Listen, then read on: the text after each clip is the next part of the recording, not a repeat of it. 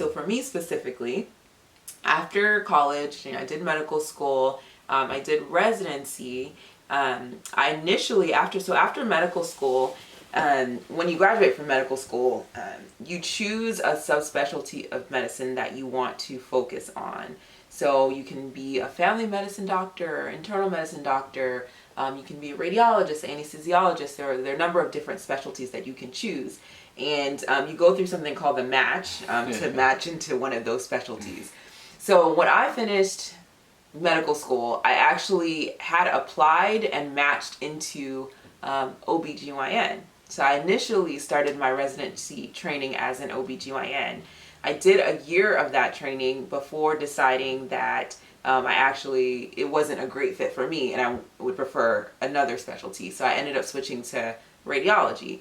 So it's not, this is just sort of to say that you can choose a specialty, but it's not set in stone. There's always the option to choose another specialty or to match into another specialty or to switch specialties. And there is a number of different ways or processes for doing that. So that's just a little plug for anyone who's kind of on that path and wondering, I matched into this, I don't think it's a good fit. Can I, you can. There are opportunities and avenues for doing that.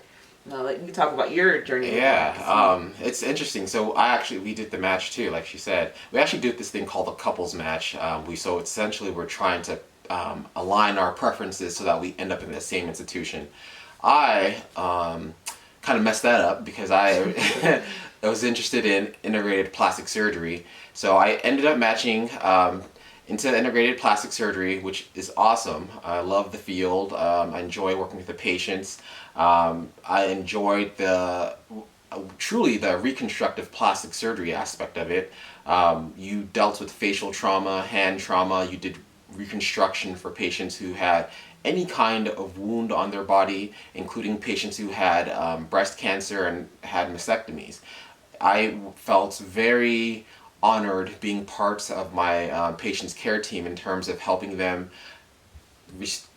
get back to or restore the form and function of their body part and helping them feel whole again and able to work in society.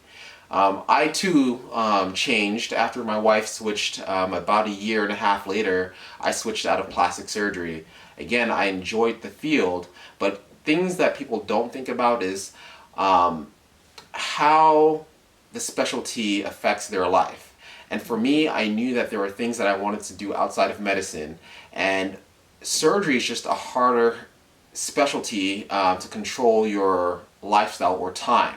So there were days that I got out at 5 o'clock p.m., which was fine, and there were days that I got out at 2 o'clock in the morning. After going in at... yeah, it's after going in early, yeah. 4 a.m. So again, I enjoyed my field. I think those people who do surgery, they're awesome. We need more surgeons. I'm just saying for the things that I wanted to do outside of medicine, it was not going to work. And I'm glad that I had faculty and residents, co-residents who were supportive of me switching specialties. Mm-hmm. Unlike my wife, who did the match all over again, I just happened to be fortunate that I was in an institution that was expanding their anesthesiology program. So instead of me having to do the match again, it was pretty much an internal transfer to a different specialty. But I was interviewed, people, I had the same questions. Since my wife was already in one location, I didn't want to go somewhere else. I wanted to be together, especially after we were doing long distance relationship in medical school. Yeah, and we'll get into some of that. There's so many different layers to our journey through medicine, and we can't discuss everything in one day. But yeah, that's another thing that we can discuss. Details of, going through the match, couples matching, long distance relationships, how to switch specialties if that's something that you're interested in doing, having kids during residency or med school. Yeah, there's so many things.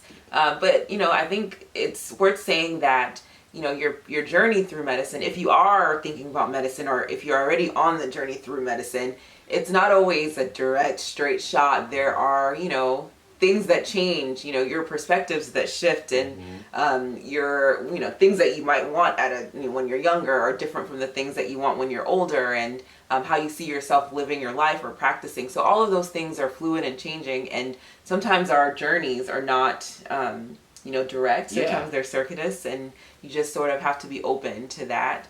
And I will interrupt you here because I think that having a circuitous path is How do actually, you say it? Circuitous? I don't know if that's how you say it. I don't know Well, it's just either. not a straight path, whatever. Yeah. Having that path is actually great because it gives you a different perspective. It does. You know, I definitely, some things that people don't know about me is I actually went to community college first before I went to undergrad. And that gave me a whole different perspective of how higher education is taught in the United States and how opportunities are distributed depending on where students go to college. Coming from a plastic surgical background, I'm very technically proficient with my hands. My anatomy is great. Like there are things that I understand that surgeons want that I can apply to the anesthesiology side. So I feel like I, in a way, have the best of both worlds. Yeah. So there's, you know, that's why I feel like diversity, whether it's diversity in terms of race, age, location, like diversity and that it just means something different, you know, coming from a different background, like that adds to medicine, that adds to our research, and there's nothing wrong with having an indirect path. So I really encourage you guys to explore whatever it is that you may want to do, and if you change your mind, so be it. That's life, you know. And it's never too late to decide that you want to do something new or something different. Exactly. If it's something that you're passionate about, just go for it. I think that you touched on a really important point in terms of diversity in medicine. I think that we tend to undervalue the importance of our stories and our experiences and how that they shape us into better physicians. Exactly. And, you know, better people and in whatever it is that we do, because we kind of bring those stories and those experiences to our daily practice of, you know, whatever it is. Yeah, and I think a big question to ask is, what is a good physician? People tend to think that it's just someone who's very knowledgeable, but there are so many other things that go into that. Like, I want my doctor or physician to be very intelligent, but I want them to be able to connect with me. I want to be able to trust them. I want them to not make assumptions about me when I first see them. So all these things contribute to being a great physician or doctor or anybody in healthcare or actually any professional. So that's why I feel like if you're interested in medicine or whatever it is, that field needs you because you have a different perspective. You have something that you can bring to the table. Meritocracy is not just about grades. There are so many things that is incomplete when we talk about meritocracy. And I think your life experience is one of those things. Like, you have something you can bring to the table. And it's often people like you who change and make the systems better. And when I talk about systems, I'm talking about, for example, making your healthcare or the experience of being a patient better. Yeah, no, I totally agree. Those are some excellent points. And I think that as we sort of go through and discuss our journey through medicine, we'll talk about things like what it's like to be a Black doctor or Black in medicine and what that experience has been like for us and how it has shaped the way we practice and the way we, you know, do things. Yep. I think it's a very interesting perspective. We both have different perspectives on it. Yep. So there's so many things that we hope to discuss, and just sort of to end this discussion today, I did want to just sort of give you guys some words of encouragement. If you're thinking about medicine, you can do it. Yep, you can do it. Yeah. I don't care how many times you fall down, get back up. Find a way to get back up. If you want this, make it happen. There are people there to support you.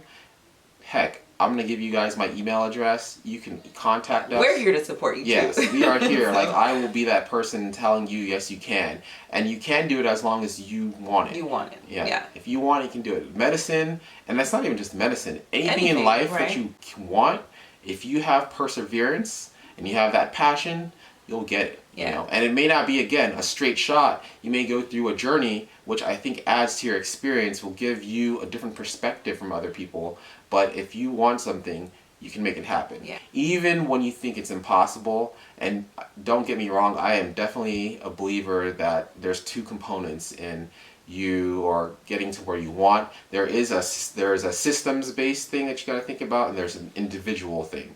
And some people are lucky that they have a great system in place for them to help them excel. Some people don't have that system, so you may have to rely more on being an individual. And that was another thing, because I think both of us come from families where we didn't have anyone in our immediate family that was a doctor. And if you are in medicine, you might start to notice that so many people, so many of your colleagues like have parents who are doctors, Exactly. or like, you know, it's just sort of, you know, perpetuated, and they have resources because of that. I feel like we felt often that this is our first time, we don't really have anyone to talk to about certain things, but we hope to be those individuals for you if you're going through medicine or thinking about going through medicine. And we encourage you to continue to seek out mentors if, you know, you are the first person in your family to go to college or, you know, go into medicine. There are people out there who are willing to help you, and we hope to also be, you know, some of those people. And it's just to piggyback on that, yes, definitely look for mentors. And your mentors may not necessarily look like you. Actually, a lot of my mentors were not black. It's for me, where I grew up, there weren't that many black people. When I eventually got into medicine, a lot of my immediate mentors were black women, but I still had other non-black colleagues or people who were down the road who mentored me. So the thing is, when you're in life, you're going to interact with people. Take the good from the people you enjoy being with, and the negative experiences you have, just keep that in the back of your head and say, this is how I'm not going to be. Yeah, and learn from them. Exactly. I think that's so important. So I think, you have anything else to add? You can do it. You can do it. And we're here to help you or give you advice or whatever we can give you. And you can, I'll post up my social media stuff so that if you guys want to follow, I always post encouraging words and stuff on my Twitter account and my LinkedIn. So definitely you can follow me on those. Yeah. And now, actually, I'm on Facebook too. Yeah. So. And it's cool. It's a really interesting time in our lives right now because I feel like we're in transition. So it's like coming out after being a trainee for so long, we're finally sort of seeing the light at the end of the tunnel. Mm-hmm. Like in less than a year, we're both going to be practicing independently as physicians. I kind of did already, so I well, yeah, because he has kind of a non-traditional thing because he did a short, like what, 8 weeks. I did 9 weeks of local before starting his fellowship. Finished our cycle, but you know, like full time, practicing as independent physicians. So it's like, wow, after all this training, we're finally almost there. So it's like exciting. Yeah, and, but you know, you are an independent physician. Fellowship, you're already a doctor. Yes, but you are. But you know, we're still right now doing additional training. Yeah. So I will be practicing independently in my subspecialty within less than a year, and that's exciting. Yes, that is. Both of us will. So. Yeah. All right. We hope to see you again, and stay encouraged. All right. Bye, guys. Bye-bye.